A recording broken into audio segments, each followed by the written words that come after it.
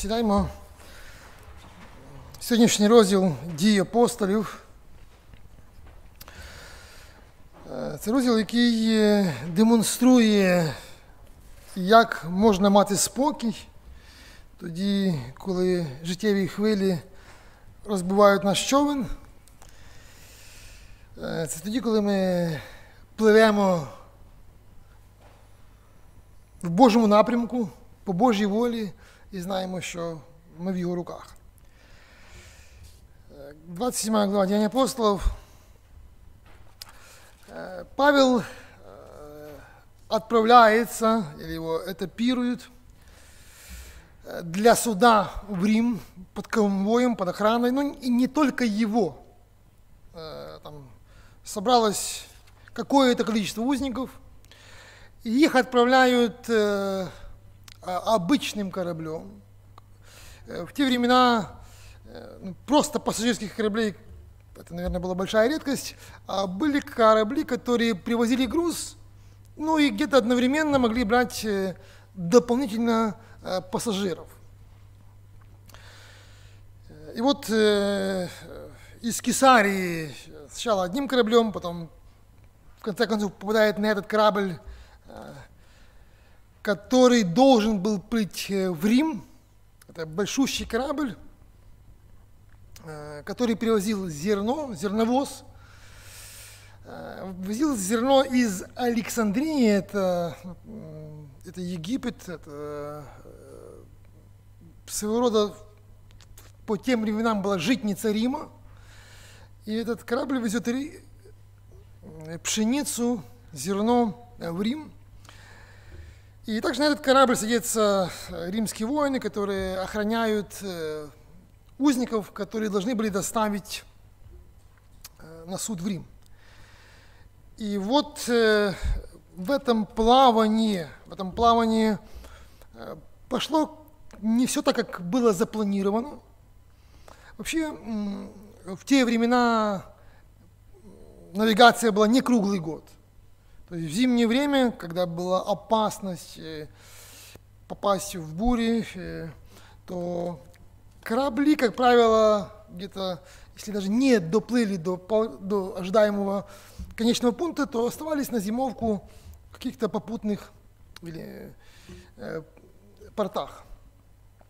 И вот так случилось, или так должно было бы случиться с Павлом, когда вроде бы не так рассчитали, что их корабль должен был успеть до закрытия навигации попасть в Рим, но при плавании дул большое время очень сильный ветер против них, а тогда корабли были не на двигателях там, теплохода или еще что-то, это могли быть и весла, но основное это были паруса.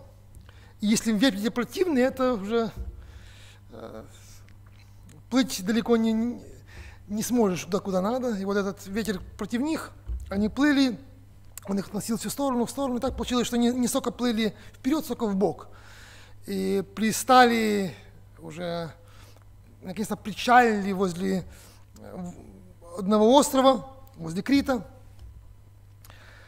И поняли, что они уже не успеют добраться в Рим, что где-то нужно будет остаться на зимовку. И в том порту, куда их прибило, была, наверное, не идеальная возможность для зимования.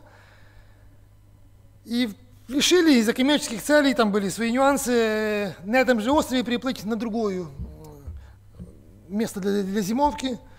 Но это было уже очень рискованно, потому что, опять-таки, и время благоприятное для плавания уходило, а также эти были очень сильные ветры в то время.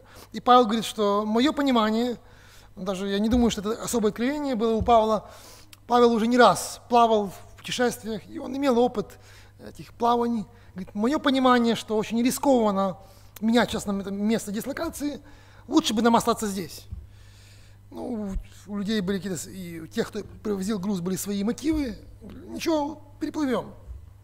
Когда они решили, ничего, переплывем, и вроде бы подул попутный ветер, но он дул очень коротко, очень недолго.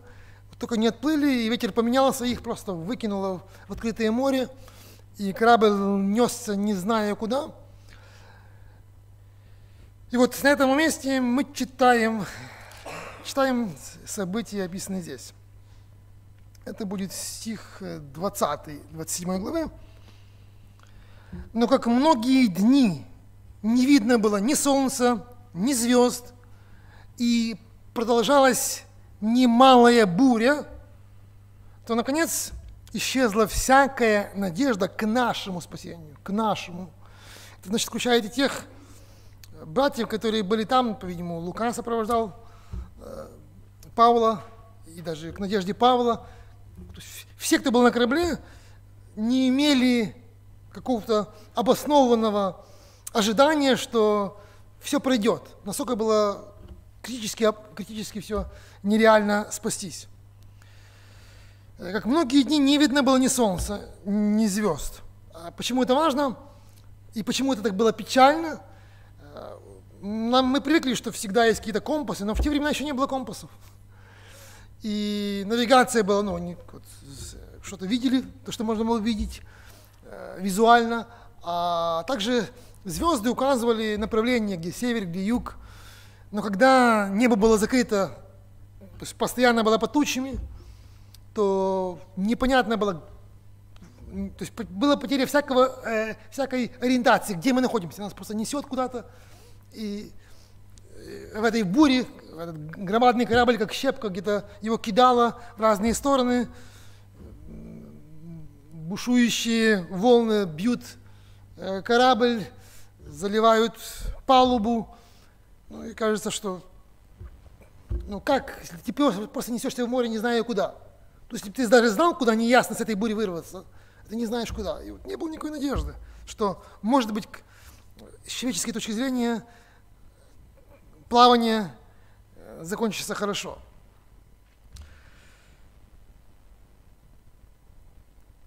И вот далее читаем с 22 стиха, как Бог сначала ободряет Павла, а потом Павел ободряет остальных. 22 стих. «Теперь же убеждаю вас ободриться, потому что ни одна душа из вас не погибнет, а только корабль, ибо ангел принадлежу я, и которому служу, явился мне в эту ночь и сказал: не бойся, Павел, тебе должно предстать пред Кесарем, и вот Бог даровал тебе всех плывущих с тобою. Посему ободритесь, мужи, ибо я верю Богу, что будет так, как мне сказано. Нам должно быть выброшенным на какой-нибудь остров». Кажется, что вот когда Лука описывал, что у нас не было никакой надежды, кажется, что даже и у Павла надежды были небольшие. Но, во всяком случае, он не ободрял до этого особого Божьего ободрения, не ободрял остальных. Какая-то надежда теплилась в его сердце, потому что он знал, что в Божьих планах ему быть в Риме. Но тут кажется, что то, что он видит, кажется, что как будто бы Бог поменял план. Как будто бы что-то на небесах в канцелярии или перепутали, да? Что-то ушло из Божьего вида. И это длилось большое количество дней, там, около 2 недель, вот они носились не знаю куда. И, наверное, и Павел подумал: Господи, может быть, что-то поменялось, а я не знаю. Вот они не знали, где они находятся. Вот, чтобы дали им карту, где вы находитесь. Я думаю, мало бы кто угадал из 10 раз, где они примерно находятся. Но Бог знал, где они находятся. Бог видел их, Бог не забыл их. И Бог туда, где они находятся, в эту бурю, в эту такой вот мглу, где не видно ничего, ни неба, ни звезд, в эту бурю приходит ангел к Павлу и говорит, стих 4: не бойся, Павел. Вот это уже не первый раз, да? Не бойся. Павел очень мужественный человек, очень смелый человек, очень уверенный человек, но он человек. Легко не бояться, когда вот мы спокойно плывем, но когда все паника, у всех истерика, и видишь, что реально опасно. какие-то чувства были у Павла, какие-то опасения, и ангел говорит ему: не бойся, Павел. Тебе должно быть перед Кесарем, Бог свои планы не поменял. И не только тебе, Бог даровал тебе. Наверное, Павел молился не только за себя, а за всех остальных. И ангел говорит, что, слушай, Бог тебе дарует, твоя жизнь, она в безопасности. Как ты понимаешь, почему безопасности? Потому что Божьи планы не поменялись. Ты должен быть в Риме, на корабле или без корабля, или, может быть, по воздуху, ты будешь в Риме. Ну и будут с тобой спасены и все, кто на этом корабле. Поэтому Павел ободряет их, почему, он объясняет, почему вдруг какой-то ангел с неба, почему к нему приходит.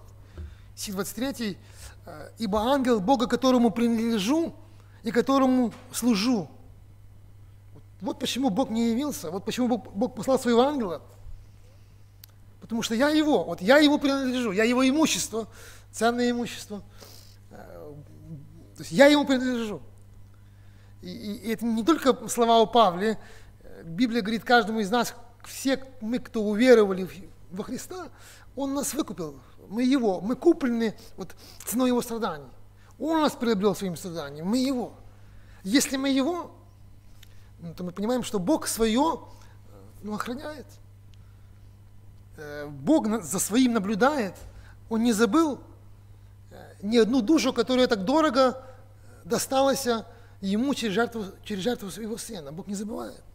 Даже в буре, даже во время паники, даже если все умирают, если идет эпидемия, без Божьей воли никто из нас раньше срока не покинет землю. А какой срок? Он говорит, я ему принадлежу, я ему служу. Вот если мы ему принадлежим, как это видно? Ну и если я Божий, то Божьи люди делают то, что Бог им сказал. Если мы Божье имущество, то оно работает на Бога. Если мы что-то имеем в своей жизни, или живое и неживое имущество, оно на нас работает. Оно нам принадлежит, мы его используем. И это было видно в жизни Павла, что он Божий, потому что он делает то, что ему Бог сказал. То есть мы можем быть уверены в том, что ничего не случится в нашей жизни без Бога. Или первое, если мы знаем, что мы принадлежим Ему. Б, или второе, откуда мы знаем, что мы Ему принадлежим? Или что доказывает? А мы Ему служим. Мы просто Ему принадлежим. Мы делаем то, что Он нам говорит. Это видно в нашей жизни. Итак, у Павла получается еще одна уже свежая подтвержденность, свежее обетование, что он будет в Риме, поэтому он может быть полностью спокоен. Мы можем быть уверены, что никто из нас случайно, если мы в Божьи, никто из нас случайно не умрет, никто из нас не умрет раньше срока, чем мы выполним то, что нам Бог заповедал, то, что нам Бог поручил. Если Он нам что-то поручил, и мы это делаем, то пока мы это не сделали, пока в Божьих планах мы не выполнили наше предназначение, наше избрание, мы не умрем. Он нас сохранит. А когда мы выполним, откуда мы узнаем, что мы выполнили? Наверное, через смерть, возможно. То есть пришло время. Если мы еще дышим, если мы еще размышляем, если мы еще понимаем, где мы есть, значит, Божье предназначение мы еще не выполнили. Еще у Бога есть планы на нашу жизнь. Когда мы их выполним, вот тогда нас Бог позовет. Да, как Симеон, праведный Симеон, говорит Анатолий Иванович. Итак, Павел ободрился и ободряет тех, кто вокруг него. Я верю Богу. Бог мне дал такое обещание. Вот в этой буре появляется какой-то стержень, который может дать спокойствие. И этот стержень в центре сердца Павла. Он получает спокойствие, говорит, братья, я верю. И все, кто понимает, что я говорю, это правда, могут получить от меня это также обетование. И Павел делает такой вывод, логический вывод. Если корабль погибнет, а мы спасемся, значит, Скорее всего, нас где-то выкинет на какую-то мель, на какой-то островок, мы будем живы, а корабль будет уничтожен. Вот, собственно, благо корабля и экипажа, и груза, который привозился, было поводом, почему решили с одной точки острова Крит плыть на другой. Вот, они думали за какие-то свои цели экономические. Но получилось так, что они, вопреки совету Павла, потеряли все. Хорошо. Итак, читаем дальше. Что там на корабле? Стих 30. Когда же корабельщики хотели бежать с корабля и спускали на море лодку, делая вид, будто хотят бросить якоря с носа, Павел сказал сотнику и воинам: если они не останутся на корабле, то вы не можете спастись. Тогда воины отсекли веревки у лодки, и она упала. Все-таки Павел делает вывод из того обетования, которое ему Бог дал через ангела. Какое Бог дал обетование? Спасутся все. Если спасутся все, то должны спасаться все. А он заметил, что команда решила, и узнав, что где-то должен быть какой-то мель, какой-то островок, решила, кто знает, спасутся все или не все. Давайте хотя бы мы спасемся. Решила кинуть корабль и на этих лодках дополнительных уплыть. Я тоже так себе думаю, смотрите, Павел мог поступить, у меня иногда такие мысли есть, как если Бог мне дал обетование, что будет так. Я могу ничего не делать, но все равно Бог сделает это так. Вот у Павла было обетование, что все спасутся. Он мог подумать, мало ли, что там какие-то хотят воины уплыть. Я не буду иметь с ними конфликт, чтобы говорить, их идти сдавать, вот они хотят уплыть. Бог знает, как нас спасти. Он мог себе так подумать, но если Божье обетование нас спасти, я буду со всеми в мире, и с воинами буду улыбаться, и с экипажем. Но он понимал, если это обетование, то он должен на это обетование работать.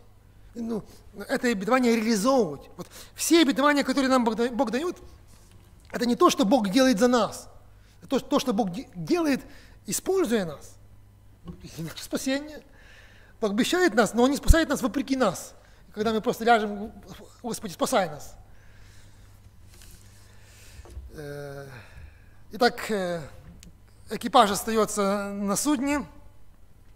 Еще одно, что делает Павел, чтобы это обетование реализовать, чтобы все спаслись.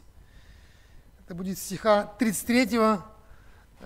Перед наступлением дня, то есть это еще было утро, перед наступлением дня Павел уговаривал всех принять пищу, говоря: сегодня 14-й день, как вы в ожидании остаетесь без пищи, не вкушая ничего.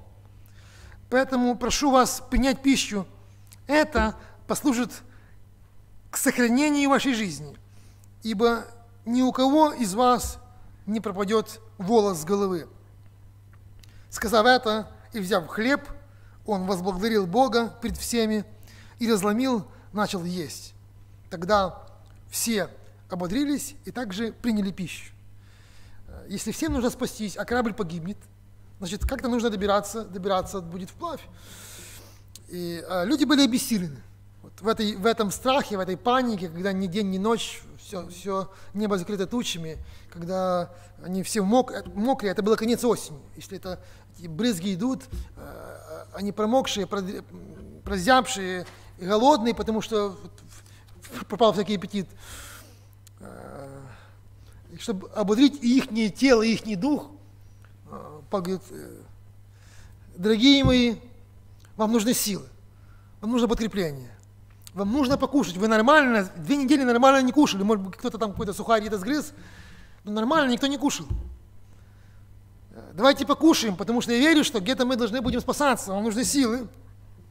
И он демонстративно перед ними начинает есть. Очень интересно, и не просто есть, а как он начинает свою пищу.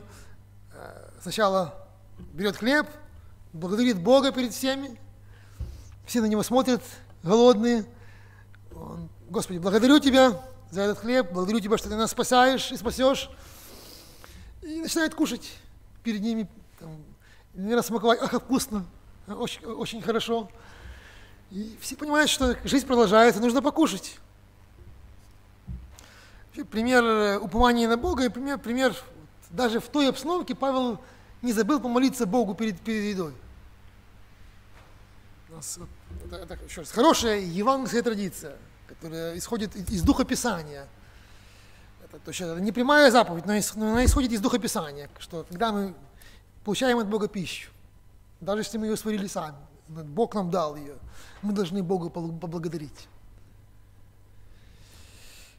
Даже, даст Бог, мы будем иметь особый день, когда это даже праздник. Ровно через неделю мы планируем, если даст Бог жизни, иметь праздник благодарения Богу за материальные блага, за плоды земли, за пищу, день жатвы. Это особый день, особый праздник, но Бог хочет, чтобы мы имели постоянно в своей жизни, когда только бы не сели кушать, поблагодарили Бога за это. Павел делает тогда. И также это как бы меняется, сказано, вот, смотрите, стих 36. Тогда все ободрились. Вот он до этого говорит, ободритесь. Но когда покушали, тогда это ободрение, оно прочувствовалось. Как-то уже другие, вот на сытый желудок уже другие мысли пошли, такие уже какие-то удовлетворенные, довольные, что не все страшно, жизнь продолжается, будем жить.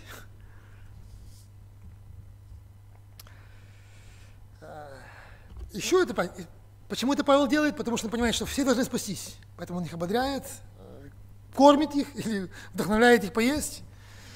Еще одно, что могло было случиться бы, опять-таки, воля Божья должна была спасти всех.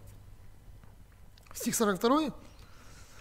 Воины согласились было умертвить узников. Вот когда корабль сел на мель и понимали, что корабль разобьется, видели, что там есть какой-то островок, куда можно доплыть, но у римских солдат была такая дисциплина, такая ответственность, что если бы по их вине убегал преступник или человек, которого, потом бы преступление было доказано, то с охраняемого солдата был большой спрос, вплоть до того, что он мог получить наказание, которое предписывалось убежавшему. И эти солдаты, хотя вероятность, что кто-то убежит, минимальна. Если все плывут на островок, то все равно с островка никуда не убегут. Но все равно какая-то мысль, а вдруг кто-то куда-то убежит? Или поплывет не в ту сторону. И давай на всякий случай поубиваем их, ничего страшного. Убыль на дороге. Стих 43. Но сотник, желая спасти Павла, удержал их от всего намерения и велел умеющим плавать первым броситься и выйти на землю, прочим же спасаться кому на досках, а кому на чем-нибудь от корабля. И таким образом спаслись все на землю. Вот я смотрю, стих 37. Было же всех нас на корабле 276 душ. Это очень большое количество. И смотрите, понятно, что это чудо, даже если сливать математику, это чудо, что все спаслись. Не просто спаслись, а спаслись, но абсолютно здоровыми и без всяких там травм. Корабль разбился. Нужно было плыть немало, чтобы доплыть и стать на землю. Это был конец осени, где-то ноябрь. Холодная вода. Плюс ясно было, что не все могут плавать. Сейчас, когда есть бассейны, когда есть люди просто ездят на отдых, отдыхать, на море, почти все умеют плавать. Большинство, в всяком случае. В те времена люди не учились плавать просто так. То есть люди не ездили в отпуск, не отдыхали, работали все просто. Имели день выходной, в субботу, все. Праздник, если шли до Иерусалима, такая была жизнь. Такая была жизнь. В поте лица всю жизнь. И плавать могли меньшее количество там на судне. И нужно было где-то там какую-то доску оторвать от корабля и как-то на ней плыть. и спаслись все ровно 276 человек, до единого. Помните, Павел им говорил такие слова, там, кажется, даже о волосах он вспоминает, какой-то стих это, кто мне подскажет.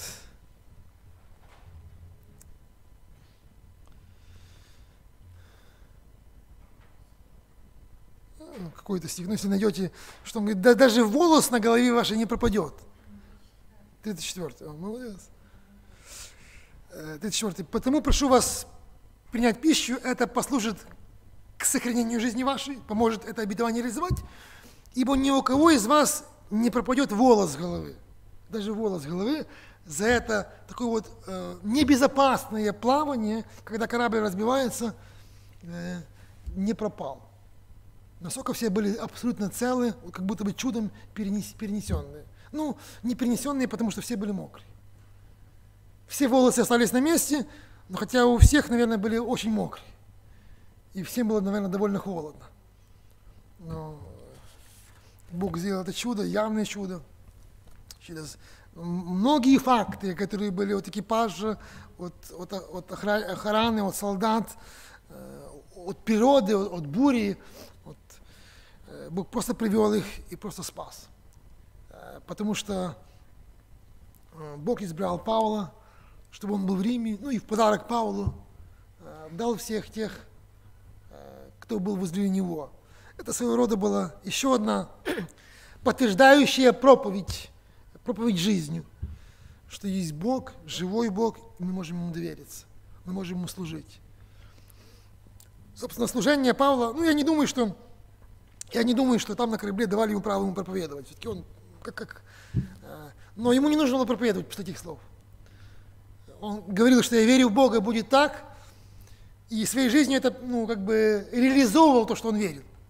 Был спокойный, и это свое спокойствие, свое доверие Богу демонстрировал перед всеми, это было его служение. Вот иногда служение, когда мы говорим, а иногда служение, когда мы просто живем соответственно тем обетованиям, которые Бог нам дал. Спокойно, без боязни, уверенно, шаг за шагом, день за днем делаем то, что нам Бог сказал. И это также служение. Итак, пусть нас Господь благословит иметь спокойствие посреди всех жизненных бурь. Иметь это спокойствие, потому что мы Ему принадлежим. И это видно, это заметно, потому что цель жизни нашей, цель, ради чего мы встаем, кушаем, двигаемся, цель жизни – это исполнить в еще одном дне то, что мне Бог поручил. И тогда мы можем быть уверены, что мы под Его защитой, под Его охраной, ангелы где-то там летают вокруг нас, и мы в Его руках. И даже волос без Его воли просто так не падает. И это большое благословение, когда верующие есть. Даже среди, небольшое количество, если не есть. Даже 1 или 3 верующих на корабле, и это спасение для всего корабля, все спасаются. Поэтому чем больше бы было бы христиан, тем больше бы Божьей охраны было возле них. И это радость, когда нас Бог посылает среди тех, кто не знает Его, чтобы мы в своей жизни показали Его силу, а нашу веру. Для славы Его пусть это будет. Аминь. С 8 главы Деяний, которые также показывают эту же идею, что Бог охраняет своих, и ничего не случится с ними вопреки Божьей воле. Так все благополучно спаслись. 28 глава, 1 стих. Спасшись же бывшие с Павлом, узнали, что остров называется Мелит, современное название это Мальта. И иноплеменники, оказав нам немалое человеколюбие, слово иноплеменники это слово, которое наши варвары, так греки или грекоговорящие язычники так называли иных язычников, и таких, как мы, славян. Потому что как им казалось, что те, кто не знает греческого, это варвар, да? И они в действительности были, скорее всего, необразованные, скорее всего, не умели читать, эти люди, которые там были. Но у них было то, что Бог дал им бесчение. Была совесть, которая подсказывала им, как поступать. Вот. И второй стих. Иноплеменники оказали нам немалое человеколюбие. Кто знает, как оказали бы какое человеколюбие, имеющие читать? Это еще вопрос. Вот эти люди, движимые еще раз совестью, проявили доброту к тем, кто оказался в нужде, к чужакам, которых прибило к ихнему острову. Ибо они по причине бывшего дождя и холода разложили огонь и приняли всех нас. Когда же Павел набрал множество хвороста, то есть к этому огню нес его, и клал на огонь, тогда ехидная, это ядовитая змея, выйдя от жара, повисла на руке его. И иноплеменники, когда увидели висящую на руке его змею, говорили друг другу: верно, этот человек убийца, когда его, спасшегося от моря, суд Божий не оставляет жить. Ну, во-первых, Павел, который очень добросовестно трудится для общего блага, чтобы всем было тепло. Ну, он мог там быть как особый узник. Он узник, который дал жизнь всем остальным, ну, Бог через него. Но он не пользуется никакой привилегией, и когда нужно трудиться, чтобы костер горел, он не просто там взял какую-нибудь охапку, сказано, большую охапку. То есть он максимально насобирал, тащит эту охапку хвороста. И в этом хворосте, когда он собирал, подбирал, наверное, была вот эта змея, которая, скорее всего, была в зимней спячке, вот на холод, как будто бы она отключилась от жизни. И ну, было собственно, как еще одна веточка. Там, и было в этой охапке. Но когда он эту охапку поднес к жару, вот, тепло эту змею отогрело, она очнулась и давай кусать. Ну, и ближе всех к ней была, конечно, рука Павла. И когда она повисла на его руке, это говорится о том, что она его схватилась, укусила, то эти люди, которые были на этом острове и знали, что такие змеи делают, даже без всякого размышления знали, что этот человек сейчас сразу же умрет. И какие они делают выводы? И выводы довольно-таки тоже показывают, насколько Бог в каждом человеке может проявить свою искорку понимания смысла жизни, понимания Бога. Вот они верят, что есть Бог. Бог, который видится всем. И этот Бог, который наблюдает за людьми. Этот Бог, который воздает плохим людям наказание. Они так понимают. Хотя, еще раз, скорее всего, они ни разу не слышали ни Евангелия, ни слова из закона Божьего. И они понимают, что вот это все спаслись, они знают, что это узники, это все плохие люди. Но в их градации плохих людей есть самые худшие.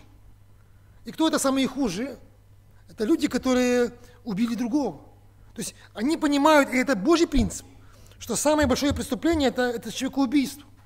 То, что Бог сказал, за убьешь человека, прольешь кровь, твоя кровь прольется. Еще раз, это вывод их совести, их понимания людей, которых просто Бог открывает понимание жизни. И, в принципе, их мысли правильные до одного уровня. Да? Так оно есть. Но в данном случае это было не так. Вот, еще раз. Они подумали, что если эти преступники спаслись, это чудо.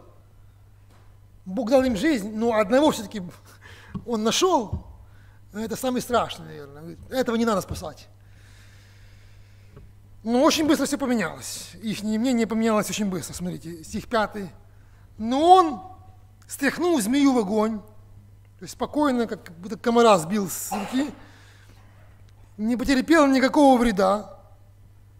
Они ожидали было, что у него будет воспаление, или он внезапно умрет мертвым. Но ожидая долго, вот стояли, как будто остолбенели и смотрели, что дальше будет. Но ожидая долго и видя, что не случилось с ним никакой беды, переменили мысли и говорили, что он Бог. Вот только что был он самый худший преступник, а теперь же он Бог. Так люди, если такое произошло, как? Змея укусила, и Павел, даже если бы укусила, то человек просто может от страха смерти упасть и думать, он спокойно себе стоит, как ни в чем не бывало. Почему он спокойный? Он знает, что ему нужно быть в Риме. Бог сказал. Поэтому он думает, что никакая змея его не остановит, вопреки Божьим планам. Он спокоен. Он просто кидает ее в огонь. И эти люди начинают думать, такого мы не видали. Это сам Бог пришел.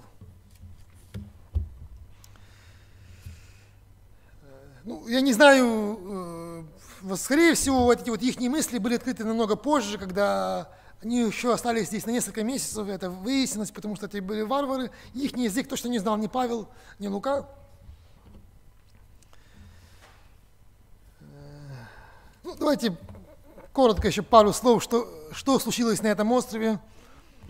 Это я буду читать стиха 7. Около того места было поместье начальника острова именем Публия. Он принял нас и 3 дня дружелюбно угощал. Вот начальник острова принимает всех, и не только всех, вот нас. Это, если не всех узников, то как минимум узников, которые были с Павлом. Начальник острова, это губернатор. Отец Публия лежал, страдая горячкой и болью в животе. Павел вошел к нему, помолился и возложил на него руки свои, исцелил их.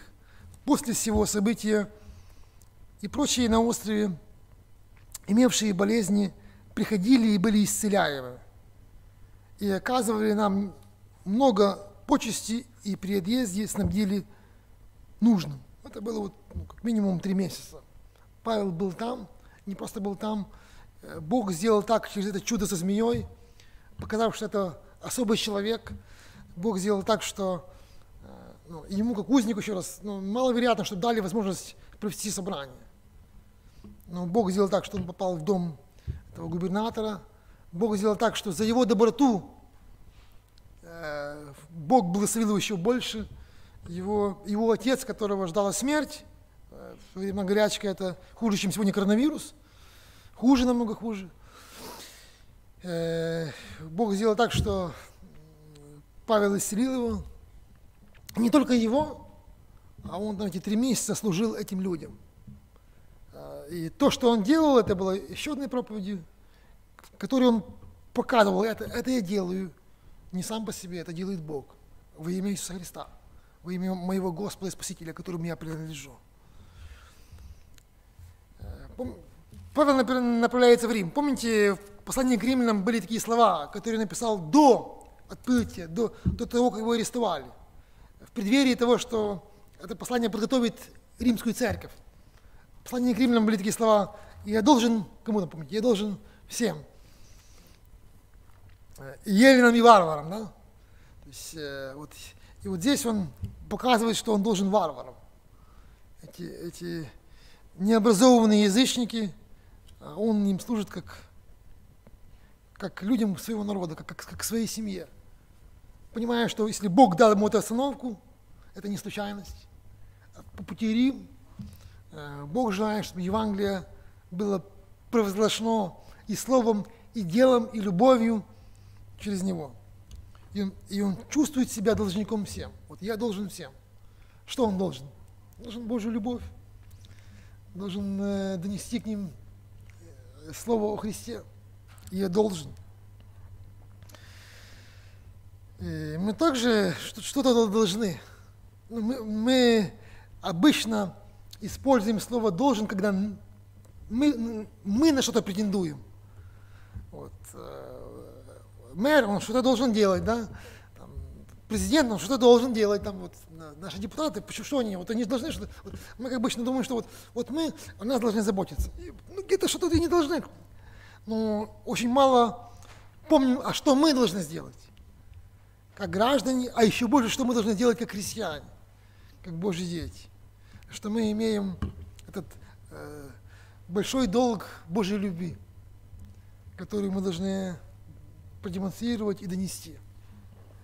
И пусть этот долг будет нами возвращаем или оплачиваем нашим исполнением Божьего поручения во имя и для славы Иисуса Христа.